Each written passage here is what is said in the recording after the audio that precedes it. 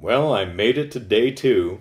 Yes, I have stuck with a schedule for 2 whole days. Yay me. Today's movie is Robot Ampersand Frank. Robot and Frank, starring Frank Langella. Or Langella. Never really been sure. All I know is he played Skeletor in the Masters of the Universe movie, which I saw in the theater because my dad took me, and I was kind of ticked off that the movie wasn't very good. Because, what every fan of He-Man wants is, hey, let's make the movie and take them all out of Eternia and make it star 2 kids that no one cares about. It's like making a Transformers movie and saying it's about a boy in his car. No one cares. There are trans fans the world over, and I bet if you polled each and every single one on their favorite character, not one would say Spike. Or Sparkplug. Or whatever his kid's name is in the later, from the movie on. Scott, maybe? Something like that. What was I talking about? Oh, Robot and Frank. So that's a movie that came out a few years ago.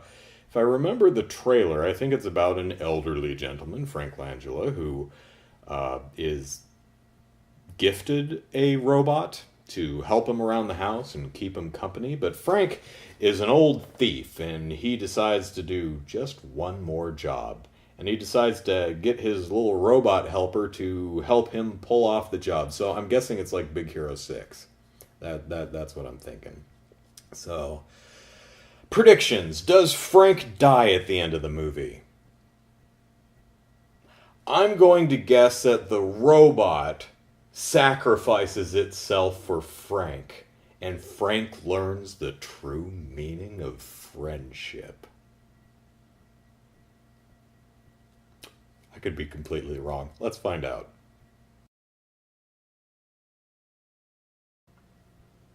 I was right. In a manner of speaking. The movie ended with the robot, in a way, sacrificing its life, and Frank learned the true meaning of friendship. More or less. This is worth watching. This is if you're curious, yeah, watch it. I think it's worth a sit. It's about an hour and a half. Yeah. Frank Langella plays essentially Lupin the Third, only well into his later years and suffering from dementia. Early stages of Alzheimer's are setting in. He is the master gentleman thief from way back when. He tells stories about scaling 15-story casinos and going in through the windows and doing all that, and hanging out with all the hot women, and this whole James Bond / Lupin the Third type of lifestyle. Now he's just an old guy and suffering dementia and kind of estranged from his family, who, one's touring the world and one drives a 10-hour round trip to see him every weekend to make sure he hasn't fallen and broken his hip. His son brings him the robot, which is supposed to help him around the house and keep his mind, give him an activity to keep his mind engaged.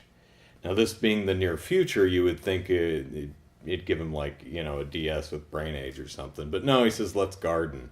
And Frank says, no, let's plan heists. And the robot says, well, that's mentally stimulating. I think that would be good for you. Let's do that. So it's an old guy who's very forgetful, planning a heist with a robot who has working definitions of what burglary and robbery and things like that are, but no programming for any moral compunctions against them. It's cute. It's a little on the dry side. Nothing explodes. There's no blood or guts. But Frank Langella's performance is really great. Boy, does he play crotchety well. He has I'm trying to think if I should repeat the line. I do. If you watch all my videos, you'll notice that I rarely swear. That's a conscious choice for my videos. Off camera, I swear all the time. I have an incredibly filthy potty mouth. You can thank my mother for that. But I try to keep it clean on camera for the most part. But Frank Langella, when he first gets the robot, he's not having any of that. And the robot is trying to give him a grapefruit for breakfast when Frank is used to sugary cereals.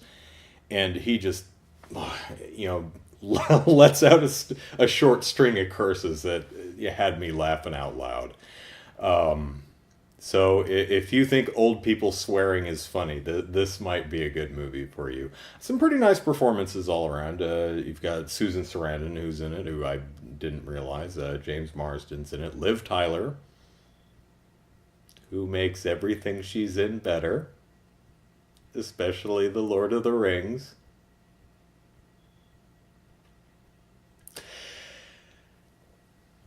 I know that'll make my mom's husband Tim very happy because he's the world's biggest Liv Tyler fan. So Tim, Robot, and Frank, you should watch it. Your girl's in it. Oh, what else? That's about it. There's I won't spoil that. Yeah, if you have, I wouldn't recommend it as, it reminded me a lot of Moon, which I saw within the last year or so.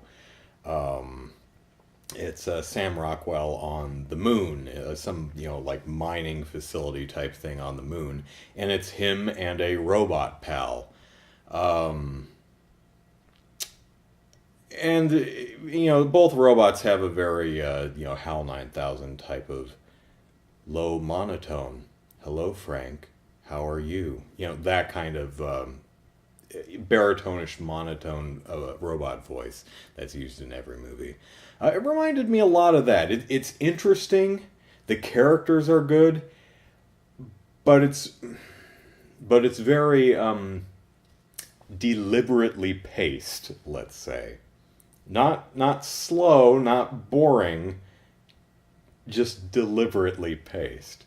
The last thing I'll say is the robot effects are good. It's, from what I can tell, mostly man in suit.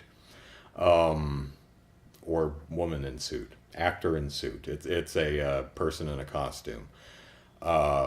Looks like there's some puppeteering and some insert shots, but it looks like it's mostly a person in a suit, which is great. I like that. Of course, I don't know if this looks like someone's first film or something, a lower budget film. So that doesn't surprise me that they have the budget to put a do CG for a character that's in almost, probably 100 of the, 103 minutes of the film, or however long this movie is. Let's see. It's, if I'm reading that right, boy, I need to get my eyes checked. It's actually after midnight too, and I'm tired. So it's 88 minutes, if that's 28. So the robot's probably in about 75 the 88 minutes, so yeah, you probably wouldn't want to CG the whole thing, so it's a good thing. I am rambling. Not a bad movie. I enjoyed it. That's day 2 in the bag. I'll see you tomorrow for day 3. I have no idea what I'll be watching, but I'm sure it'll be groovy.